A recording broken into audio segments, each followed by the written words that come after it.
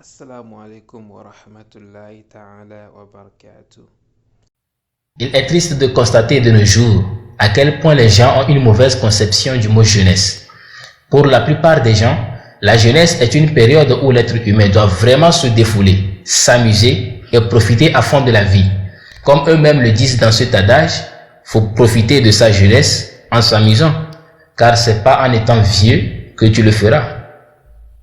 Le mot profiter dont les gens font allusion ici n'est autre que l'amusement, les sorties, les soirées arrosées et accumuler des relations illicites avec des filles et des garçons. Or, pourtant, Allah a tout autant besoin de l'homme dans sa jeunesse plus que lorsqu'il sera vieux. Mais notre mauvaise lecture de la vie fait qu'on pense que c'est seulement une fois devenu vieux qu'il faut maintenant penser à Allah, car logiquement, la mort n'est plus très loin. Pas donc étonnant de voir que 70% des gens qui sont vraiment assidus à la prière sont des vieillards, tandis que les jeunes musulmans, eux, ne se souviennent de la prière, ou plutôt de la mosquée, que seulement les vendredis. La jeunesse pour le musulman ne doit pas être seulement un moment d'amusement et de bêtises, mais elle doit aussi servir à adorer Dieu chaque jour, bien plus que les vieux, car c'est dans la jeunesse qu'on a vraiment la force nécessaire de multiplier les prières de nuit, de faire des jeûnes surrogatoires en dehors du Ramadan, et même de pouvoir mémoriser le Coran tout entier.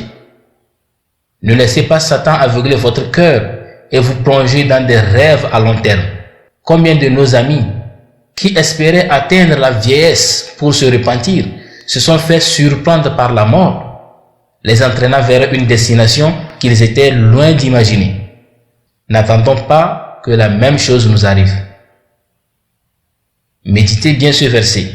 Allah subhanahu wa ta'ala, il nous dit dans le Saint-Coran, dans la sourate 31, verset 34, et personne ne sait ce qu'il acquérera demain, et personne ne sait dans quelle terre il mourra. Certes, Dieu est omniscient et parfaitement connaisseur. Qu'Allah nous accorde sa grâce. Amen.